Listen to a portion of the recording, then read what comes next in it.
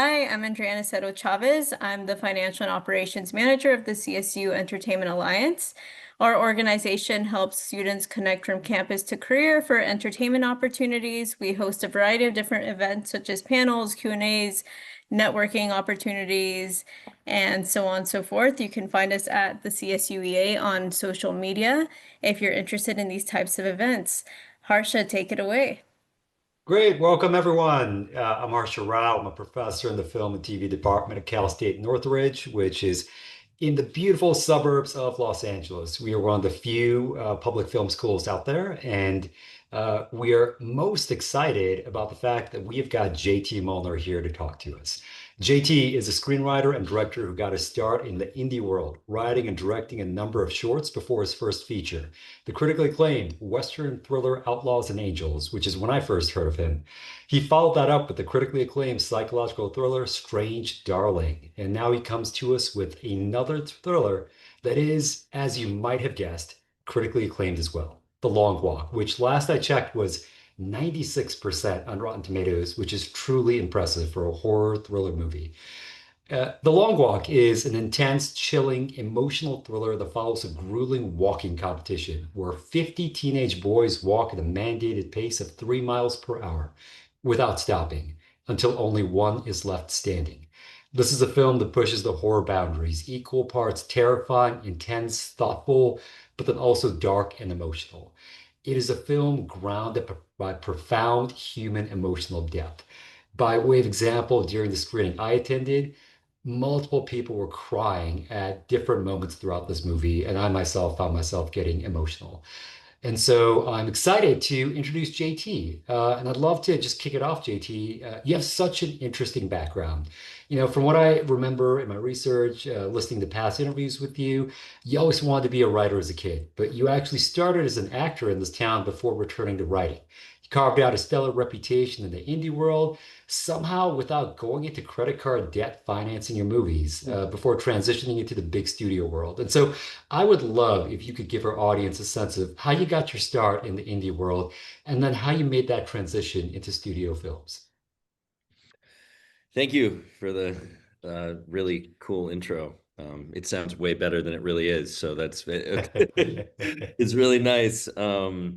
I yeah, I came to LA knowing that I wanted to be a novelist when I was a little kid, and I always loved film. But my brother went to film school, and he's 15 years older than me. And had this weird feeling like if he was doing film, I shouldn't do film, like, which is weird. I wish I would have just taken pride in like a family business. But he went to Cal Arts and was going into film, and I was like, I'm going to be a novelist. And then I wrote a fairly bad novel in my 20s, and then realized that I loved movies so much that I needed to do something in film. And I was like, maybe I can be a screenwriter because I've never learned to be a director.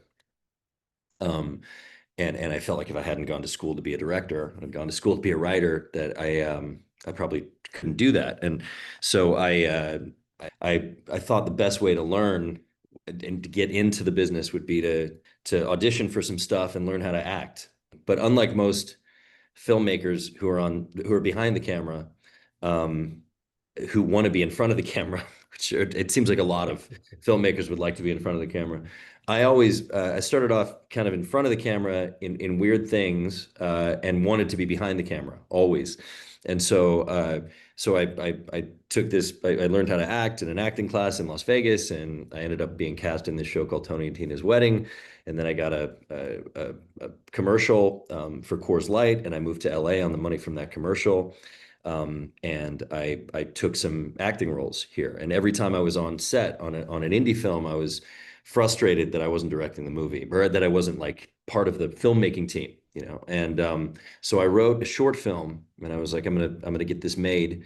And my friend and I started trying to raise money for this movie, and we were interviewing directors to make them. And I kept kind of telling the directors what style I wanted the movie to be. I'm like, you have to shoot film, and it's going to be this way, and it's going to be this way. And after like our fourth meeting, my producing partner, this guy Chris Ivansevic, who still works with me, he was like, "You should direct this movie," and I'm like, "I don't know how to direct," and he's like, "Yeah, you do. I mean, you're telling them what to do, you know." And so so I realized that directing is really about like assembling a team of experts who know what they're doing. And now I know how to do a lot of the things that those experts know how to do because I've learned. But I still like to hire the experts because they're always going to know a little bit better than I do.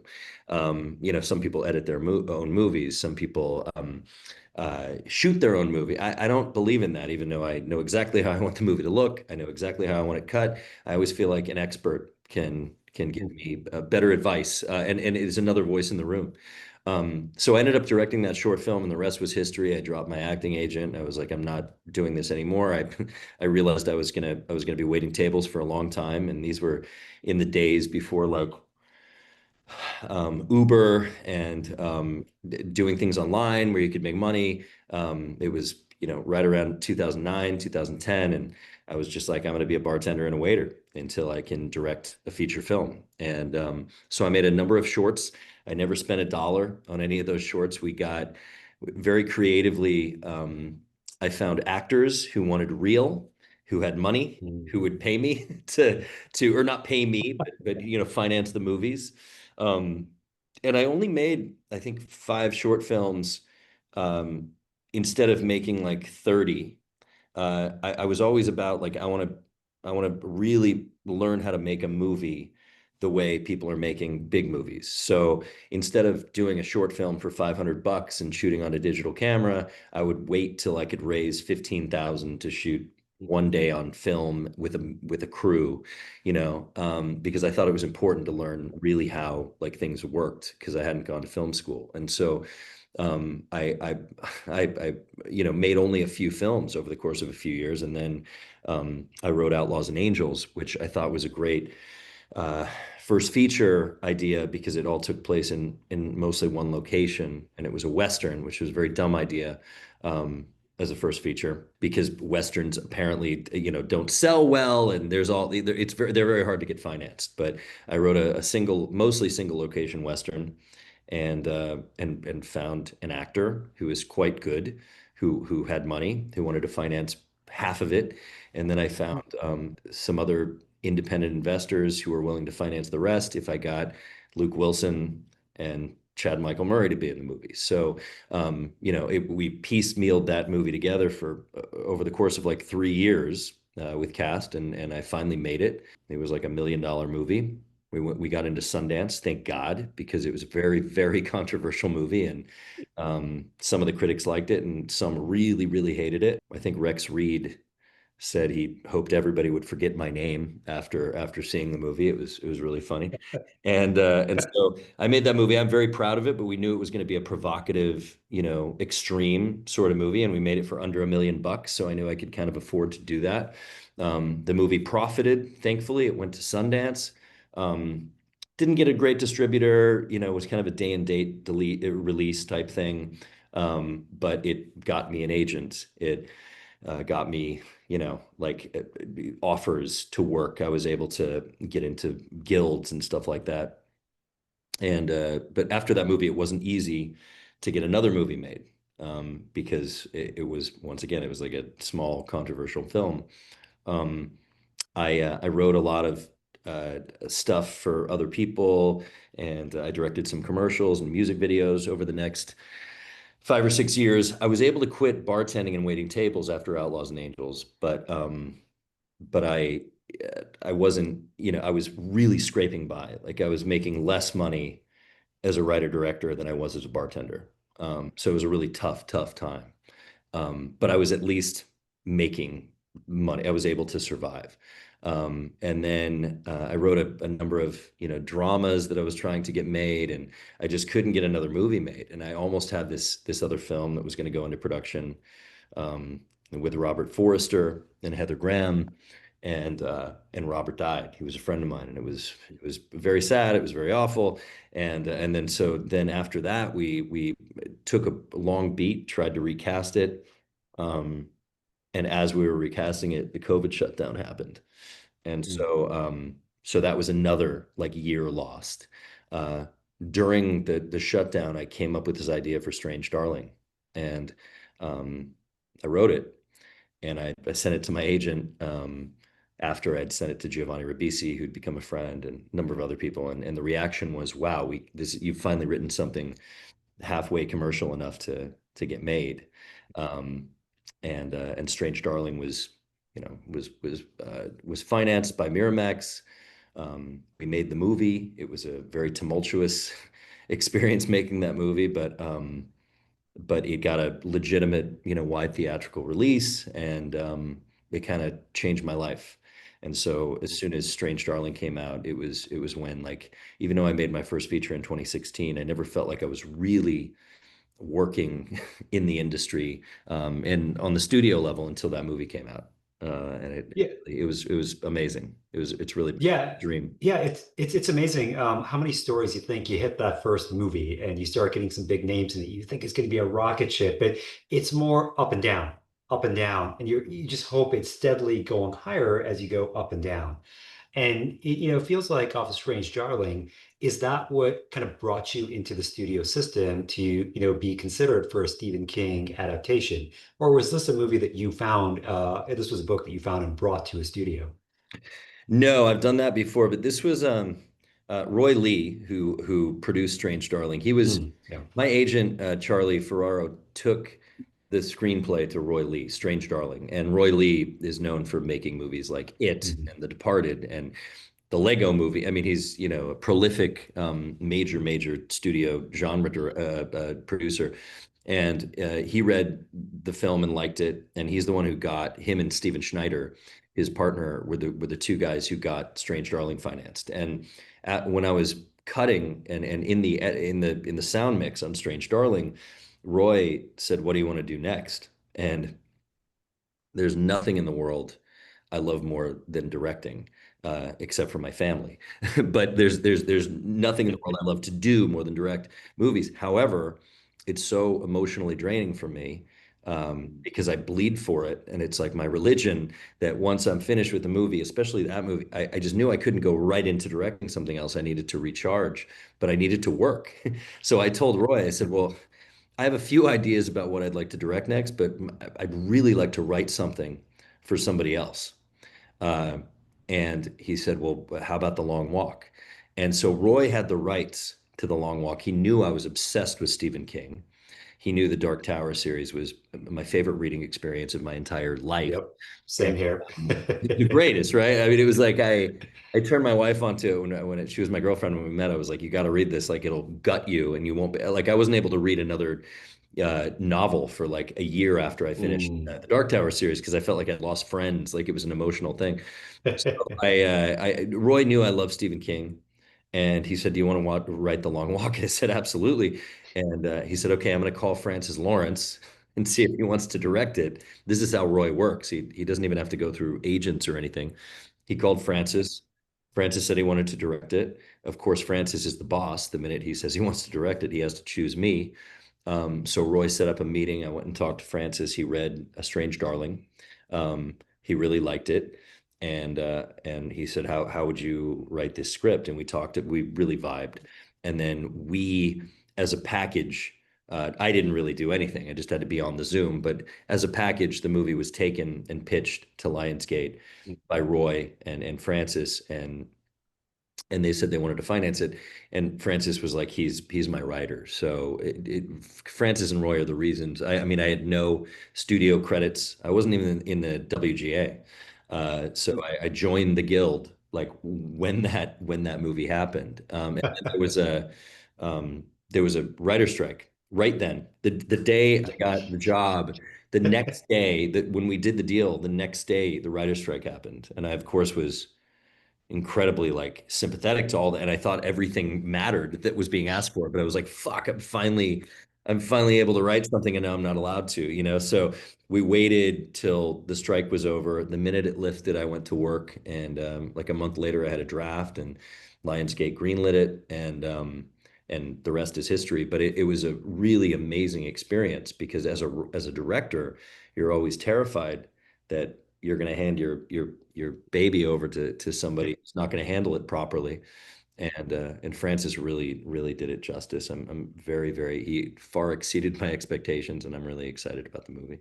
I would 100% agree with that as well. But, Thank you. you know, the other thing that's out there is this movie is intense, to put it mildly. You know, I spent a year in a war zone as a soldier, and even while I was watching the movie, I was tensing up at different moments. And I'm just curious, as a writer, how do you bring that intensity to the pages of the screenplay so that a director, your colleagues, your compatriots know how to bring that intensity into the scene itself? It's weird. I mean, I come from prose writing. I wanted to be a novelist, so I tend to over describe, and I break the rules of screenwriting frequently. But I know the rules. I've also, I've learned about screenwriting, so I know when I'm breaking them. And I think that for me, like when I'm going out with a script that I'm going to direct, the music's written in, the shots are written in. I mean, it's not quite a shooting script, but there's more description than is supposed to be in Mhm. a screenplay, and people accept that because they know I'm going to direct. So I'm trying to paint a picture for them. But with Francis, I told them, I said, I want to be a good soldier. Like I want to write this, like I'll write no descript, like whatever you want. Like I want to serve you as the director because I do believe movies really belong to the director. Period. Like it's Mhm. not Stephen King's movie, it's not my movie, it's Francis Lawrence's movie. And so I told him that. But the great thing about Francis is he loves Stephen King. And so he wanted to make this a Stephen King film. And he also really was attracted to the fact that I was a director, which was so cool. Mhm. Like he was like, I want you to help me build this world. I want you to describe things. I want you to make this cinematic. Because he was afraid that it was going to feel just like a play. And it was Mhm. only going to be walking and talking for, Yeah. 2 hours. And so he said, I want you to describe and create. And he goes, even if you have ideas for like a shot or a camera, like don't feel, don't feel shy about putting it in there. I barely ever did that. It was like 3 times. I don't think he but because I really feel, I feel like it's sacred, the director's space. Mhm. But he lacked ego to such an extent. And then he Mhm. ended up making exactly his movie, but he allowed me to do that in the writing process. And so a lot of that's really visceral because it was that way in the book. And adapting is so much different than writing an original. Sometimes I would be like, this is so powerful. And I would just I wouldn't really just copy and paste, but I essentially would take an exact scene from Stephen King's book and Mhm. put it in this because I thought he wrote something so beautiful and visceral. And sometimes we had to change it because we were amalgamating a character or something like that. But I made sure, we were going all the way. So I would say blood, brains, and bone fragments, like everything would be written in, and it was supposed to have a real emotional punch. Yeah, I remember reading the book years and years ago, and when I was watching the movie, I know some of the scenes you're talking about with the cigarette. I was like, I remember that scene Yeah. so vividly from the novel, and now I'm seeing it on screen, just in the way I imagine it in my mind. And so, it's, for me, the thing I'm curious about is just that process of taking something that's a book. You're going to make some changes from the source material. You're going to keep some things in there that you want to have from the book. Do you ever worry about how the original author will react to the changes? Do you think about that? How do you think about that process of what do you keep and what do you change? Yeah, I mean, it's fucking Stephen King. So I'm worried every word I write. I mean, I finally am able to email with Stephen King. I haven't met him in person yet, but like even when I write him an email, I'm kind of like, is my grammar okay? Like I do it. No, so I mean, especially with a writer like Stephen King, and I've always wanted to adapt Flannery O'Connor and Oscar Wilde and Jack Kerouac. I have these ideas of things I'd like to, adapt at some point, but all those writers are dead. Stephen King is alive and very well and very prolific and still coming out with great novels. And so adapting it was scary because of that. And of course, at first I said, give me the job. Then I sat down alone in my office to write, and I realized I'm adapting my favorite modern author. And like, what if he hates this? You know? And so it was crazy. It was really crazy. But I did see a interview with Stephen King where he talked about Frank Darabont's film, The Mist. Mm. And that kind of changed everything for me because this is, I really put Stephen King up there with like Prince and Elvis and Michael Jordan. And but there's only like he's one of like he's an icon. And there are very Mm. few of these type of people, especially who are alive. And so he has the right to be um he would have the right to be totally egotistical and precious about his work. I know, like, but he isn't. And when I heard him talk about what Frank Darabont did with The Mist, which I love, Thomas Jane's in the movie, and it has this great ending that's very different than the Yeah. book's ending. And he said, "I like that ending better than mine." And I was like, "Wow!" Like you'd say that about somebody who made your. So I knew that if I had any ideas that were good, um, he'd probably like them. He wouldn't let his ego get in the way. So I was like, I have to figure something out to make this cinematic because the book is one of my favorites. But it's like a really cool, like Robert Altman style, like it's almost like a slice of life. It's not about how it ends. The book in the book, and it's what I love about it. It doesn't really matter how it ends. It's about these relationships, and we're kind of with these characters, and it's not obsessed with like narrative direction or plot. And I like that it's not obsessed with plot. It's what makes the book strong. But I was like, as a movie, like I'm delivering this to a studio. I have to find a way to like raise the stakes, give motivation, create something. And I came up with this idea for the ending, and it felt very true to Stephen King's DNA, and what he wanted to say with the book, but it also was different. And I pitched it to Francis first, and I was like, "What do you think about this?" And he was like, "I love it." And then we called the studio, and they're like, "We have to ask Stephen King." And so that was very nerve-wracking over the course of 24 hours.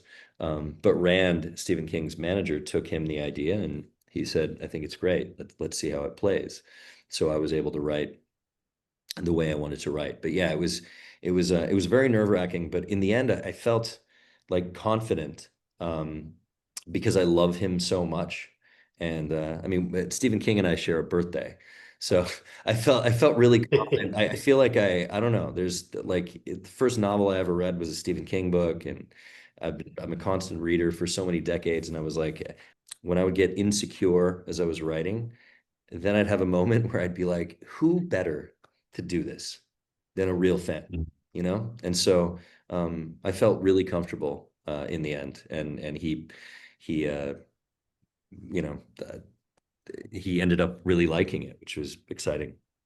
Yeah, I'd read the book. When we got to the end, I don't want to give anything away, but I was very pleasantly surprised and stunned. And I think I agree with Stephen. I like the new ending better.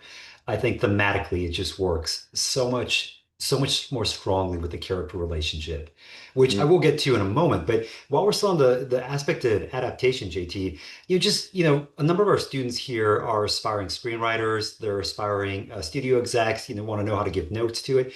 How do you approach adapting a book? Do you sit down, highlight the key scenes? Do you only focus on the major plot beats? How do you think about, staying true to it, but while also putting your own vision into it from a mechanical craftsman's perspective? Um, I don't know how other people do it because we work in a vacuum, writers and directors, but actors get to watch other people act. I don't know how other people do it, but the way, and by the way, I'm jealous of every one of your students because I feel like um, I would have been so far ahead. Like it took me so many years to learn about the things that I learned through like experiential, like I had to go through it to learn it, and it took a lot longer. I think I could have distilled it down to a few years of school and it would have been a lot better. I wish I would have known what I wanted to do earlier. And I think that I don't know. I think it's great to go to school for this stuff because it took me a while to find it. But I would say that like for me, I get the book, I read the book. I'm a voracious reader. I read every night anyway. I'm always reading a novel, so it's a fun part of the experience for me. But I read the book again, usually because I mean, I've never adapted something that I haven't read before, and I've adapted a few other Stephen King novels that have not come out yet.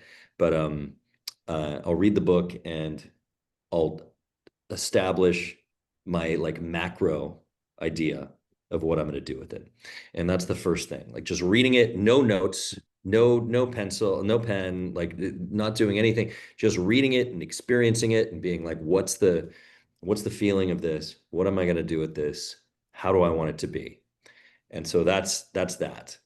And then I'll read through the book again and I'll start underlining. For me, I start underlining dialogue that I want to keep.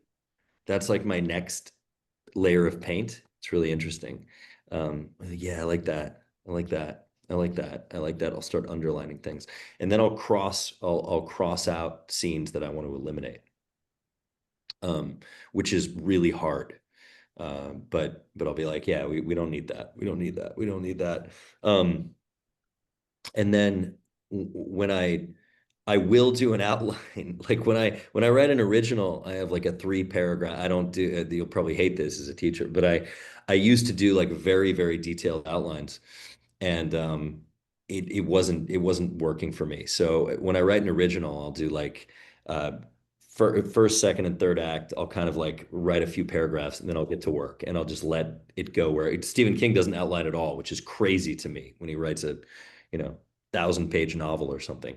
But I do have to know what the end is and what the beginning is and what the middle is, but then everything else is kind of on the table. But when I'm adapting, I do an outline. And I'll be like, this is where I have to be here, this is where I have to be here, this is where I have to be here. And it's more of a kind of clinical process. Um, but I think I read The Long Walk like 12 or 13 times, and each time it was for a different purpose. And there's underlines, there's crossouts, and then there's like, this is, I gotta hit this beat by this point in the story. But I don't know. I mean, if you look at it, I'm probably like not a good person to talk to about like where you should be hitting certain beats, because I know the rules. Once again, like I know them. I know where like where the inciting incident's supposed to be, and I know where the call to action or whatever the fuck, like I know where all this stuff's supposed to be in the midpoint, and all is lost and all this stuff. But I I get bored sometimes. And so when I watch movies, and so when I'm writing, I try not to like worry about it. And so if you really watch the films I've made and written, for better or for worse, like they usually fall into kind of that traditional 3 acts, but like they don't hit exactly where they're supposed to. And I think that's kind of interesting. And so with The Long Walk, there's there's like so little of that.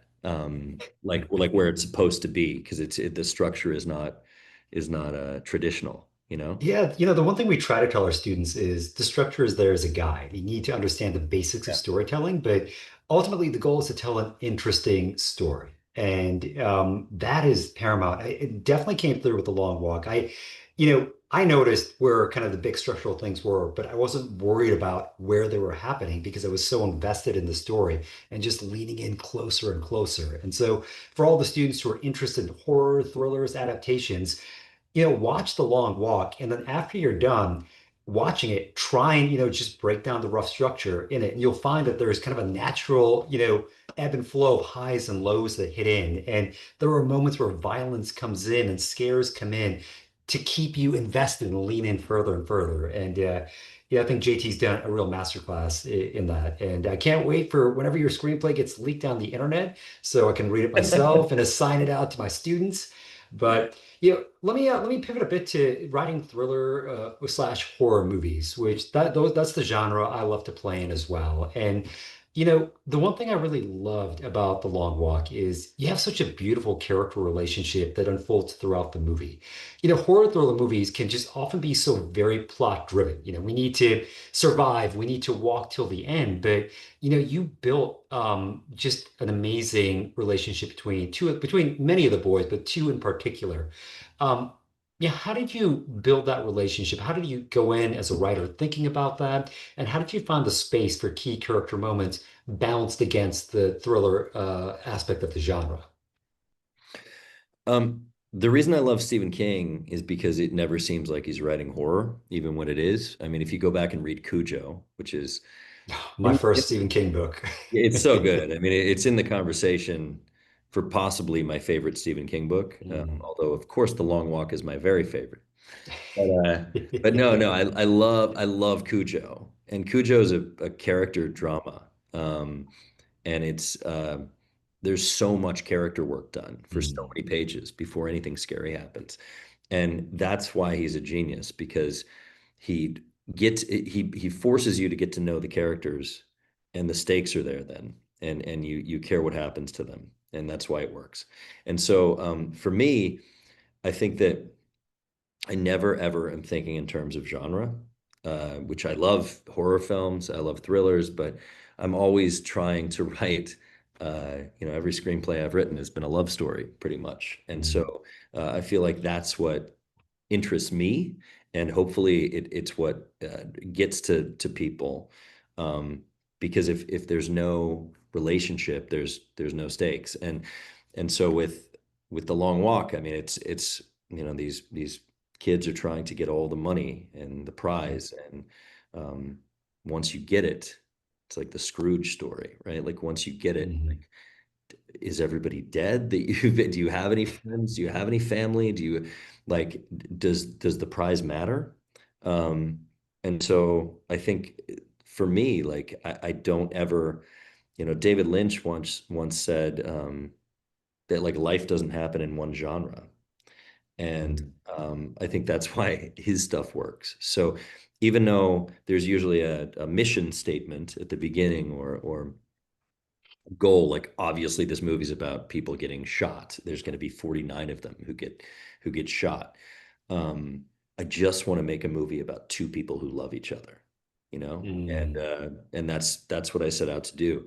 And so I think I hope the reason it's resonating with people, The Long Walk specifically, is because it's about these two people. I mean, it's about a number of guys who are really connecting different levels. It's about human, like there's so many things it's about, but like at the core, it's about two people who love each other. It's about a relationship, and how those people act in that circumstance. And that's all I mean, even Strange Darling, people are like, what are you talking about? But Strange Darling's a love story too. It's a fucked up, weird love story, but it's definitely about two people who are drawn to each other, Mm. and there's a tragedy there. And so yeah, that's what I'm always just thinking about: character and about emotions. Yeah, JT, I think the line "I always wanted a brother," and I think I Yeah. found one. I think at least a quarter of the theater broke when we were all watching it, and you could hear people sobbing because of the stakes of the situation they were in at that moment in the film. I don't want to give anything away for the folks who haven't seen it yet, but the moment they were in the film and just the beauty of the way David delivered that line was just oof, oof. As a fellow writer, just hats off to you for doing that. Oh, thank you. Um, It's so good. I mean, the actors too, you have yeah. to have good actors. Oof. And man, Francis and Rich found those actors, and I wasn't sure. I mean, I love Cooper. Like I Licorice Pizza was, one of my favorite films, and I was so excited that he was going to be in it, but I didn't know, like I wouldn't have thought of these people. And that's where the magic of Francis and Rich, his casting director, Mm. came in. It was like without the right casting, it just doesn't work. So I'm Yeah. glad you felt that way. Fantastic cast, really fantastic cast. I remember David from the Alien Romulus movie, and it's He was just so good in that. Excellent, excellent young actor. We're kind of coming close to the moment when I'm going to open up the Q&A. So I do want to pivot a bit, JT, to just some advice you might have for young writers. And one thing I always say to folks is everybody has a different journey to make it as a writer in Hollywood. Every person's pathway is different to the students. So take this as JT's pathway, JT's advice. And so I'd love just to hear from you, JT. What do you think young writers should be doing or thinking about at this stage in their career? What are some of the pieces of advice that you wish you'd had at the beginning of your journey that might have made things easier or shortened that timeline for you to start getting paid to be an artist? I'm God, I hate fucking when I'm asked for advice, I'm like, don't ask me. For the record, I don't want to give anybody advice because I don't think I'm a good person to do that. But I would say that looking back on, I mean, if my advice, like my heartfelt feeling is that like you stick to if you think it's a happy ending or a happy beginning or whatever I'm going through right now, like actually working in the studio world and everything, I always stuck to my guns. Like Mm, like whether it's as a director shooting film or as a writer, like thinking of a certain character has to be a certain way, and this is what I'm doing. I never, ever, ever have compromised. I haven't at all. I may someday, but I haven't. I've always like written what's true to my heart and what I believe in. mm, Now and finally I happened into some things that people thought could sell or something, and I got really lucky in that way. But I kept just pressing on because it's what I love. And I remember moving out here to Los Angeles in the late 2000s, and I moved out here with like 10 other people who came from Nevada at the same time that I did. And I remember talking to some friends, and they were like, I think attrition is what I'm getting at, because I talked to some friends and who we moved out here with, and they were like, I'm giving this 2 years. And I was like, what are you talking about? Like, I have no safety net. This is what I want. This is what I'm doing, period. And so I just like kept writing and kept doing it. And I had finally got something made and it didn't go over so well. And then I kept writing, kept doing it, finally got something made, and so I feel like um, just overall, it's important to, if you really want to work in this crazy, crazy industry, it's important like to just not have any other options in your head. Like this is what you're doing. Um, but you know, if you think my story is a success story, like it took me, almost 2 decades to actually be working, then that's the way. But if that's not a success story, if it should have been like 5 years after I moved here, I was working in the studio world, I would say like I fucked around for a long time writing like weird shit that only Lars von Trier could probably get financed. And then I accidentally wrote a genre film, and and everybody wanted to make it. So the shortcut would be like write a genre film. But me, I wouldn't have written a good genre film if I was just trying to write a genre film. So I got there because I happened to want to write this thing about this lady who was running through the woods. Anyway, that's a circuitous answer, but Yeah, no, it's the one thing I always tell my students is that it takes you about 5 to 10 years to develop your craft enough to Mm. actually start getting paid for your work as a writer. And at that point, you can't come in saying 6 months I'm going to make it, 1 year I'm going to make it, and I'm going to give up. If you come in with that mindset, you've kind of already lost the battle before it's even begun because you've set an artificial timeline as opposed to um, setting the timeline based on when you've developed enough skills as a writer to really decide if you can make it or not. yeah. Just kind of the one last question before I open it up to the audience is, you know, are there any key skills to building a career as an artist? Whether it's setting goals or having a work ethic. One thing that you mentioned, you wrote a feature film in 1 month, which is just extraordinarily impressive to me in terms of the speed of writing. Just for you in your daily work as a writer, is there anything do you think that makes you more effective? And it could just be for you, doesn't have to be for anyone else. Yeah. I mean, writing is miserable and difficult for me all the time. And I'm not joking. Like Directing every day, even if it's tough, it's fun. Like there's something fun about it. It's collaborative. I'm there.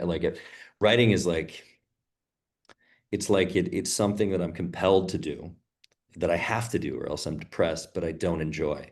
And I enjoy it once it's finished. I enjoy the idea I have, and then once it's done.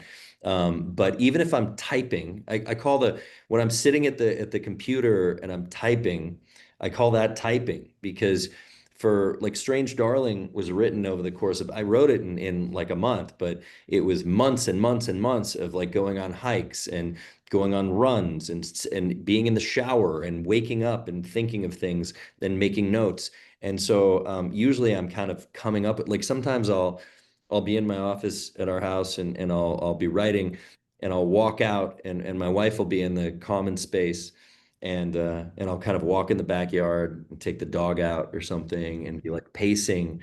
And she's like, are you writing? And I'm like, no, this is writing. Like I'm figuring something out, you know? So um I think that it's really tough for me, but there's no better feeling than finishing something. But even if I can write something in a month, like it took way longer. Like this new original I have that I'm really, really proud of and really excited about.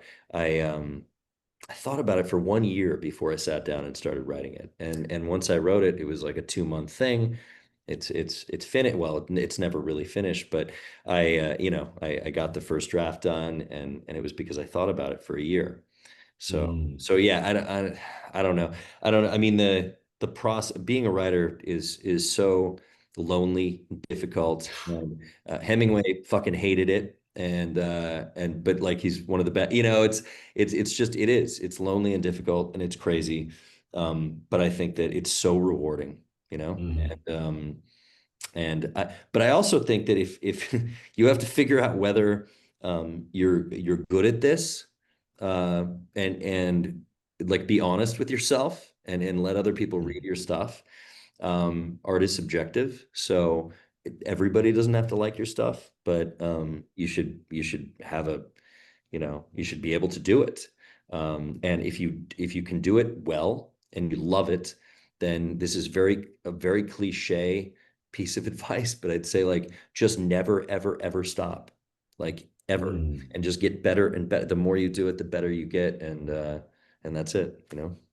Yeah, most writers I talk to, including myself, we love being writers. We feel we have to do it, but the actual act of writing is sometimes so painful.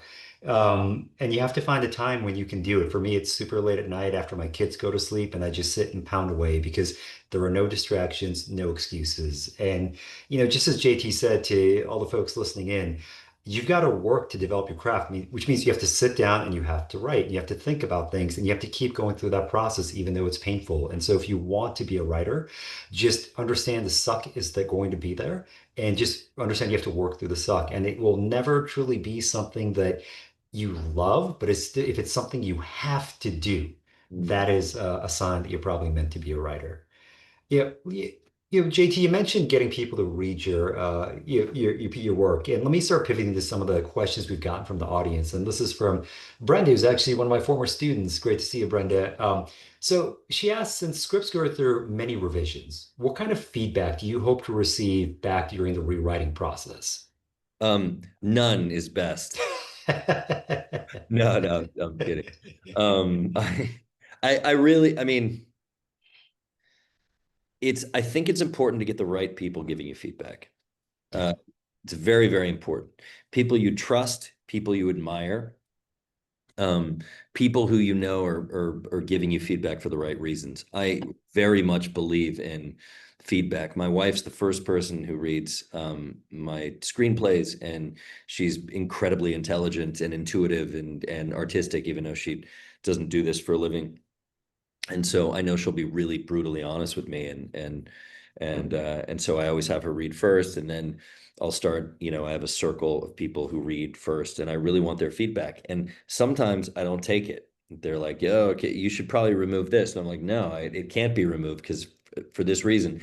And so I think that the kind of feedback I want is feedback that will serve the grand purpose of the art, right? So I don't want somebody to turn my script into something it's not. That's very, very important. They have to know what I'm going for, and they have to be serving what I'm going for. And right or wrong, like there is no right or wrong. Like it has to be what I'm going for. Just like I have to serve what Francis is going for as a director when I'm writing for him. Like that's the North Star. So just get feedback from people who understand you, and make sure the feedback has to do with making your script more what you want to make it, not oh you should do this because it'll make it more of an action film. Like fuck that, you know? Yeah, it's hard to find trusted readers. And so for those of you who want to go into screenwriting, that's part of the challenge is to find readers who you trust, who can give you good feedback, like JT's mentioned. Let me shift into a craft question here. The question was raised by Emilio, which is, how do you go about weaving the socio-political commentary into the story in a way that feels organic? And should writers ever be afraid of alienating audiences in such a divided world? Such It's an an interesting. easy question. I Easy was just question. talking about this. No, I was just talking. It's a great question. I was just talking about this.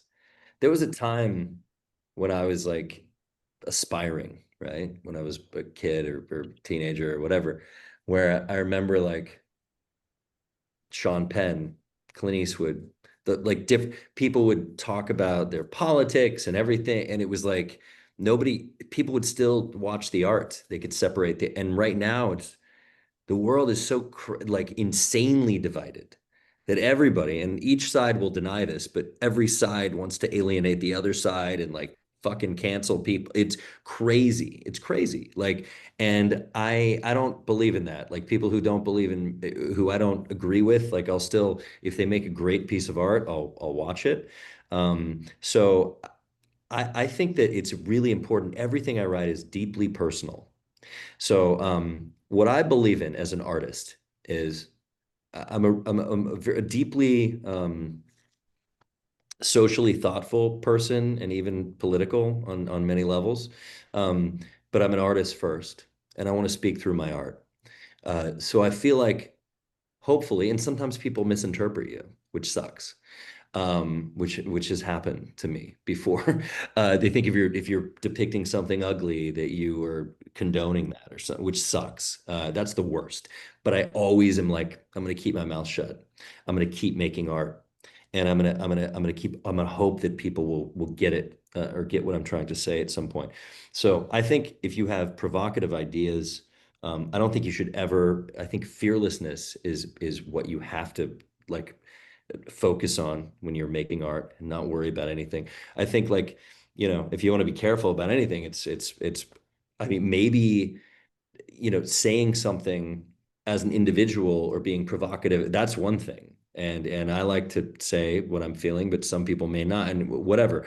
But as an artist, in like people interpret all kinds of different things from different screenplays and different movies, and I think that hopefully it's very obvious what we're trying to say and observe. I don't like messages, but we're observing something in the long walk. And there's messages about authoritarianism, about the end result of like capitalism or what what or greed, and I think that that's what makes like great art great is creating conversations.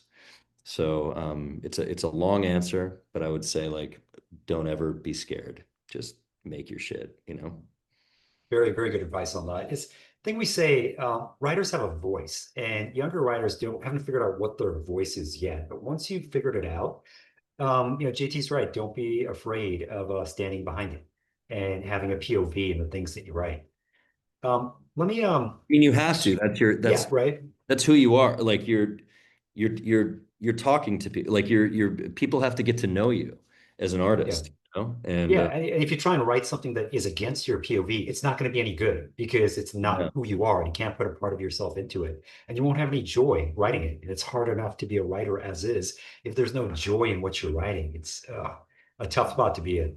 yeah. Yeah, You let can feel me, that too when you watch something yes. like this person phoned it in, or like it Yeah, feels like it was written this by. was a paycheck. This was a Yeah, paycheck, yeah, and 100%. that's ridiculous. I can't even imagine that because Mhm. if you're just working for a paycheck, like go be a banker or Yeah. something. Like there's a reason we chose this, It's because we love it. So like we gotta stick to like we have to be on it. And they joke about like selling out and all that kind of stuff. And I truly believe like if you're doing this, you're an artist. There's much Mhm. easier ways to make money, like much Yes. easier ways. And starved for a long time because I wanted to do this. And I think that Mhm. if you really want to do this, like that's what makes you special, Yeah. whatever you're trying to do and say. Yeah, I want to shift over to a question about characters because you have such great characters. I mean, great characters in the underlying novel, and I think you heighten them even more in this movie. And Cyrus asked a question of, do you find in the screenwriting process you get to a point where the characters tell you what they need or where they're how they're going to respond in a certain way? And if so, how do you get there? Absolutely. And it sounds romantic, but I've heard Stephen King say that too. And where it happens for me too. Like I know I'm doing well if they start taking on a life of their own. Yeah. And this is important, I guess, because as a writer, my first draft is usually like 80 pages longer than my final draft. And my first draft of every screenplay I've written is usually over 200 pages. And the reason is because the way I get to know my characters is letting them talk. So sometimes I'll have a dialogue scene like this new film I just wrote. Um, there's a scene with a woman who goes into a bar and meets a bartender and they're talking. And in my first draft, that was a 28-page scene. But I never, ever, ever censor the characters when I'm doing the first draft. I know I'm going to cut a lot of that, like maybe 50% of it later, but that's how I find their voices. So I guess my answer is that for me, and it'll be different for everybody, but for me, I let the characters talk and interact. And I never ever worry about page count on the first draft ever. Oh, very good answer. Yeah. Yeah, I haven't. I'm the opposite. I'm so focused on page count. I think that's a really good thing. It's way for the more your characters talk, the more you get to know them. That's a really good piece of Yeah. advice. Let me That's how I find their voice. And then I cut 50 pages later, but I never feel like it's a waste of time yeah, because I get to know who they are, you know? yeah. Yeah, let me pivot to a question from Russell Bryant, who is another one of my students. What were some challenges of writing a script where the characters are always moving? And I'll add to that question as well. How do you vary up the set pieces, the scares when you've got kind of what is essentially the same moving sequence? And I think you do that really well, but curious about your answer on that. I think the hard part is for the director there, and the Mhm. DP. Like for me, it was just like walking through farmlands, and Yeah. so yeah, it didn't feel challenging to me, quite honestly. I think that's really challenging as a director. Mm. Yeah. Yeah. And then that's a question from Sawyer, who's another one of my students. You know, she's asking a question about, were you the one to make the decision to change the speed from 4 miles per hour to 3 miles? Or was that a consensus between those who were working on the movie? No, I was trying to be, it's a great question. I was trying to be really honest and faithful to the book, and it was 4 miles. And so that was in my initial draft. And we sent the draft to Stephen King. And Roy Lee called me and said, Stephen King has a note. And I was like, what's his note? Does he not like the ending? They're like, no, he likes the ending. He'd like you to change it from 4 miles to 3 miles. And I have the email. I wrote him back and I said, does Stephen King know that in the book it says it's 4 miles per hour? And he said, yeah. He said he wrote it when he was really young and he's always wanted that changed. So we got to, Hmm. in essence, do kind of a revision to his book. And it was his idea, 100%. Hmm. Oh, that makes it easier if it's his idea I too. have no idea. I didn't try. I trusted him. I didn't get on the treadmill and be like, "Oh, does this work?" I didn't. But yeah, he asked us to change it. Yeah, JT, we're kind of in the last, 2, 3 minutes here. I just want to give you a chance if you have any last words for students. It doesn't have to be advice, any other things they should think of, or just anything else you want to mention. We're very, and then just from our end, we're very grateful to have, had an hour to just learn from you here. Oh God, no, I'm grateful to be here. Like I said, I think I missed out on, like spending the time, like being able to go to school for something that I love this much. And I Mm. don't know if I needed school. Like you can learn doing it, but Yeah. I feel like it's quicker and more distilled going to school, and also like the idea of actually enjoying school, because I was one of those people who always enjoyed like one class out of seven. Like I Mm. really, it's hard for me to focus on stuff that I don't love, and so I'm very jealous of people who are able to go to school that involves film, because there's nothing in the world I love more, like I said, except my family. And I would say that anybody who's a writer and a director, the last thing I'll leave you with is consider shooting film. Just consider it. It's very cinematic, and I think it's beautiful. And I want to make sure it doesn't go away. So I like to say that and I don't get paid by Kodak. Every film nerd in the chat just lit up with that statement. JT, it's been a pleasure. And I know you've been able to combine family and film by casting your father in your first movie, Mhm. which was, I think, just a very exciting thing for all of our students here. If you do your own movie, you too can cast your family in it as well. And Yes. He was in just Strange Darling too. He plays the oh. guy who goes, she goes, he's got a gun. And he goes, and so do I. And he pulls out he's got a cowboy hat on and a robe on the balcony when she's jumping out of the hotel room. So my dad's in everything that I do. He's going to be in my new film too. Oh my gosh, I didn't realize that. That's fantastic. JT, thank you so much. We're so grateful for your time here. I'll speak for our students when we say we're just you gave some wonderful, thoughtful Thanks, Melissa. answers throughout, and we all appreciate it. And for all of y'all, go see The Long Walk, especially if you love genre movies, if you love drama movies in general, because this is one of the most emotional movies that you will see. And if you want to learn how to write a great movie, you have to watch great movies, and this is one of them. Yes, watch movies all the time in theaters. Watch movies. I do that a lot. Thank you for having me. It's like really cool to be able to be with you and talk to students, and I can tell you care about the questions you're asking. So, thank you. Hey, thank you, JT. And for all of y'all, we'll put this up on socials at some point. Follow the CSU EA on Instagram if you don't already. They are a great resource where they pop up all sorts of fun, interesting things like this. And with that, I will hand it over to Andrea if there's anything else we need to do before we jump out. No, I just love listening to both of you talk. This was such a beautiful conversation, and I really hope more people go out to watch the film this weekend, or this week, I believe Thursday, Friday, right?